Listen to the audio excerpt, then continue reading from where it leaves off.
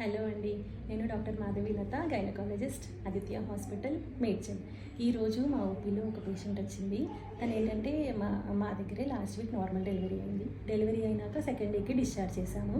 తను డిశ్చార్జ్ అయిన తర్వాత చెకప్కి ఈరోజు 5 days తర్వాత వచ్చింది. సివియర్ కాన్స్టిపేషన్తో మోషన్ వెళ్తుంటే బ్లడ్ పడుతుంది మేడం, నాకు సివియర్గా పెయిన్ ఉంది అని అంటుంది. అయ్యో మేము అన్ని ఫుడ్ అంతా చెప్పాము, టాబ్లెట్స్ సిరప్స్ ఇచ్చాము కదా, నువ్వు వాడలేదా అంటే టాబ్లెట్స్ అయితే వాడుతున్నాను కానీ మా ఇంట్లో ఏమంటున్నారంటే నాకు ఆకలేస్తుంది కానీ ఓన్లీ ఇడ్లీ, కారం, బ్రెడ్, కాఫీ ఇంతే ఇస్తున్నారు, నీళ్ళు కూడా రోజుకి 2 to 3 glasses ఇస్తున్నారు అని అనింది.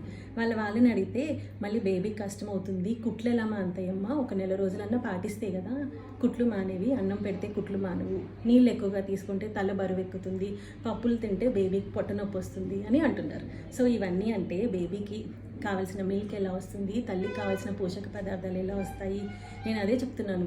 డెలివరీ అయిన తర్వాత కూడా ఇమ్యూనిటీ ఇంకా తక్కువగా ఉంటుంది. కుట్లు మానాలంటే మన బాడీలో యాడిక్వేట్గా ఐరన్ లెవెల్స్, బ్లడ్ కరెక్ట్గా ఉండాలి, ప్రోటీన్స్ అన్నీ కరెక్ట్గా ఉంటేనే కదా మనకి ఇమ్యూనిటీ వచ్చి అన్నీ కరెక్ట్గా అయ్యేవి. సో ఈ అపోహలన్నీ వదిలేయండి.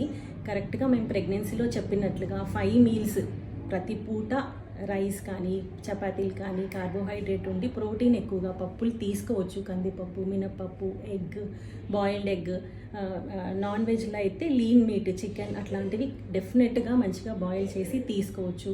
మిల్క్ తీసుకోవచ్చు, 2 glasses ఆఫ్ మిల్క్, రైస్తో పాటు బటర్ మిల్క్. అలాగే ప్రెగ్నెన్సీలో చెప్పినట్టుగా ప్రతి మీల్లోనూ ఇవన్నీ ఉండేటట్టుగా తీసుకుంటే ప్రతి రకాల కూరగాయలు కూడా ఇంక్లూడ్ చేసుకోవాలి. అప్పుడే మనకి విటమిన్స్, మినరల్స్ ఇవన్నీ అందుతుంది.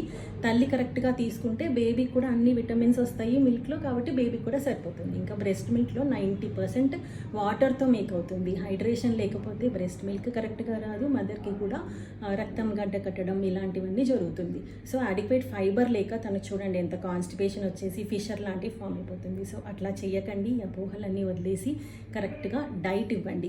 ఎక్కువగా అయితే అంటే మిల్క్ ఎక్కువగా ఉత్పత్తి అవుతాయి అనేది కొన్ని స్టడీస్లో ఎలాంటివంటే అవిసె గింజలు, నువ్వులు, ఓట్స్, వెల్లుల్లి వీటితో కొంచెం మిల్క్ ఎక్కువగా ఉత్పత్తి అవుతుంది. కాబట్టి డ్రై ఫ్రూట్ లడ్డూస్ అలాంటివి మధ్యలో ఇవ్వటము, నువ్వులు, అవిసె గింజలతో వేయించి చేసిన లడ్డూస్ అలాంటివి ఇస్తే కూడా మిల్క్ ఎక్కువగా వస్తుంది. కారం పొడి అంటే వెల్లుల్లి, ఎండుమిరపకాయలు, నువ్వులు వేసి అట్లా చేసిన కారం పొడి, దాంతో చేసి ఇడ్లీ, అన్నంతో పాటు ఇవ్వచ్చు కానీ పూర్తిగా అన్నం తినకూడదు అని కాదు.